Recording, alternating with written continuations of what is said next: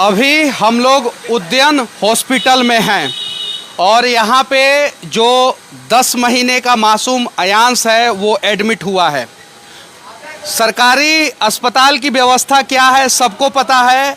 बहुत सारे अस्पताल में जाने के बाद जब कहीं एडमिट नहीं हुआ तो उसका तबीयत खराब हो चुका है, ऑक्सीजन लेवल 80-82 के आसपास है और बुखार 101 डिग्री है। इस अस्पताल में आके वो एडमिट हुआ है अयांश। अभी उद्यान हॉस्पिटल है ये। अब मैं कुछ लोगों से विनती करना चाहता हूँ, जिन लोगों को ये लगता था कि बहुत सारे बात को फैला रहे थे, अफवाह को फैला रहे थे। देखिए, एक बच्चे का जान अगर आप नहीं बचा सकते हैं तो कम से कम मारने का प्रयास ना करें। एक मेरे मित्र हैं जिनके मोबाइल में फ़ोटो है उसका, किधर गए वो दिखाइए तो थोड़ा सा। इन्होंने ही सारा हेल्थ अपडेट किया है। कितना डिग्री बुखार है अभी उसको? अभी तो 100 डिग्री बुखार है अभी फिलहाल। हाँ, और ऑक्सीजन लेवल कितना डाउन हो गया था उसका? ऑक्सीजन लेवल 80 हो गया था सर। 80 हो गया था। और ये फोटो है, अभी इसी अस्पताल में वो बच्चा एडमिट है, ये फोटो है। और अभी जो कंडीशन है उस कंडीशन के हिसाब से उसको एम्स दिल्ली भी नहीं लेके जाया जा सकता है या निमांस बेंगलुरु भी नहीं लेके जाया जा सकता है। अगर इतना दिन में निगेटिव खबर नहीं फैलाया गया होता तो शायद अयांश को इंजेक्शन लग जाता, क्योंकि अयांश मदान नाम का लड़का जिसका मदद अमिताभ बच्चन ने कर दिया, केबीसी में चला गया वो लड़का और उसका मदद हुआ।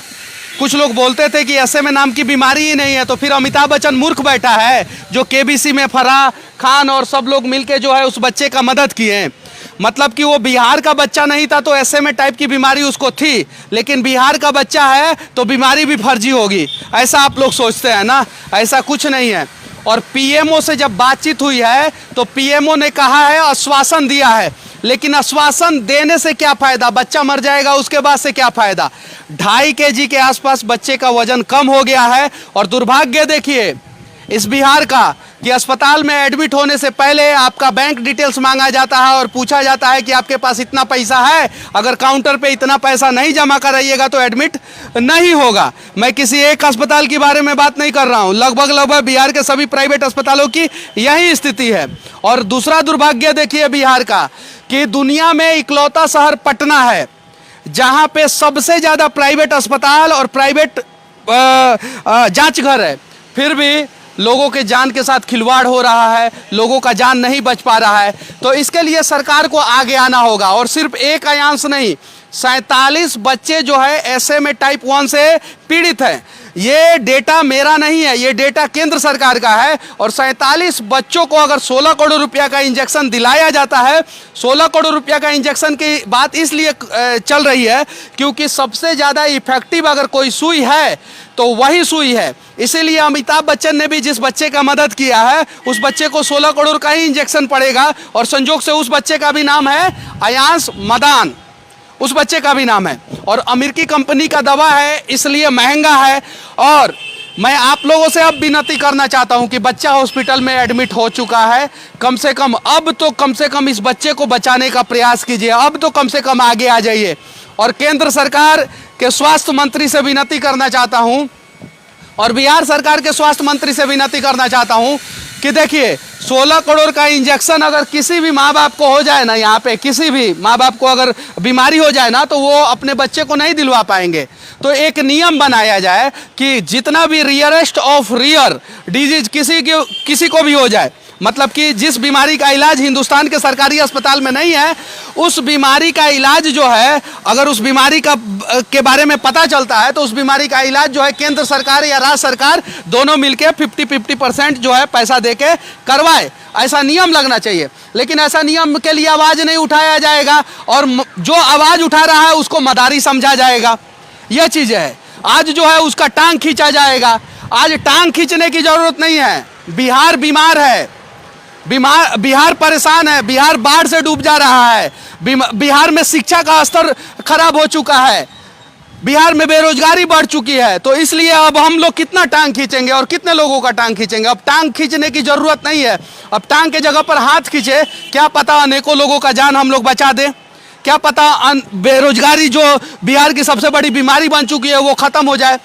कोई भी गरीब आदमी अपने बच्चे को 16 करोड़ रुपए का इंजेक्शन नहीं दिलवा पाएगा। केंद्र सरकार से विनती है कि जो आश्वासन दिया गया है अयांश के लिए, हालांकि अयांश के माँ के पास बहुत सारा रिकॉर्डिंग भी है, जो केंद्र सरकार के जो अधिकारी हैं जो फ़ोन करते हैं, लेकिन एक भी रिकॉर्डिंग नहीं डाला गया है। क्यों? क्योंकि उम्मीद है कि केंद्र सरकार मदद करेगा, क्योंकि 16 करोड़ रुपया जो है क्राउड फंडिंग से बिहार में इकट्ठा करना बड़ा मुश्किल है। 7 करोड़ रुपया तक तो आराम से इकट्ठा हो गया, लेकिन कुछ लोगों को पेट में खुजली हो गई, वो लोग निगेटिव चीज़ों को दिखाने लगे और फ्रॉड का लेवल लग गया, और आज अयांश जो है जिंदगी और मौत के बीच में इस अस्पताल में जूझ रहा है। बहुत सारे पत्रकार यहाँ पे आए हैं, बहुत सारे, और शायद कल भी बहुत सारे पत्रकार आएंगे, इन चीज़ों को दिखाएंगे। और कुछ लोग सवाल तब तक करेंगे जब तक अयांश जिंदा है। अरे ऐसा मत कीजिए, कम से कम हो सके तो एक बच्चे को बचाने का प्रयास कीजिए। क्या पता जब उस बच्चे का आप जान बचाइएगा और उसके बाद अपने घर जाइएगा तो आपको सुकून का नींद आएगा। आज एक बच्चा परेशान है, एक माँ का बेटा परेशान है, कल अगर आपका बेटा परेशान हो जाए या किसी और के माँ का बेटा परेशान हो जाए तो उस समय क्या? चलिए, आप लोग कहते हैं कि 47 बच्चे बीमार हैं तो 47 बच्चों के लिए आवाज़ उठाया जाए। मैं 47 बच्चों के लिए आवाज़ उठा रहा हूं, मैं 47 बच्चों के लिए केंद्र सरकार से कंप्लेन किया हूं। लेकिन जब अयांश की बीमारी मुझे पता चला, मैंने एक बच्चे का बीमारी के बारे में आवाज़ उठाया, तब तो 47 बच्चों के बीमारी के बारे में मुझे पता चला, वरना मुझे भी नहीं पता चलता। और ऐसे में टाइप 1, टाइप 2, टाइप 3, टाइप 4 होता क्या है, कौन सा बीमारी है, क्या बीमारी है, 90% तो डॉक्टर को पता नहीं था ये बीमारी। तो ये आवाज़ उठा तब ना। और ये बीमारी जो है सिर्फ बच्चों को होता है, ऐसे में टाइप 1, और इसमें जो है बच्चे का लाइफ जो है ना सिर्फ 2 साल होता है, समय बहुत कम है। हो सके तो इस बच्चे को बचाने का प्रयास कीजिए, और वरना फिर इतिहास आप लोगों को कभी माफ़ नहीं करेगा। बस मेरे बात तो पे अगर यकीन हो तो आइए और एक बार हाथ बढ़ाइए और हाथ दीजिए अपना अयांश को।